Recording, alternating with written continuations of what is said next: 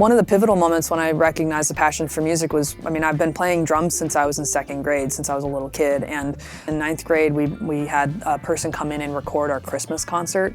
And so I'm playing the drum kit.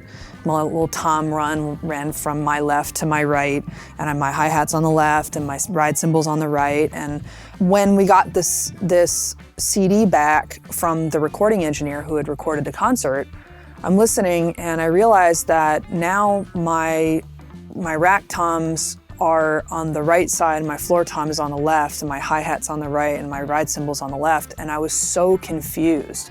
I tried to ask everybody that I knew why this could be, because I remember playing it in the opposite perspective, and now I'm hearing it and it sounds wrong to me, but then I realized that that's how the audience is hearing it. Every time we make a recording, it's a snapshot of something that happened in the past that we can now recall for present and future enjoyment. But we also have a huge amount of manipulation available, even though this guy literally just put up a stereo pair of mics in a high school jazz band concert.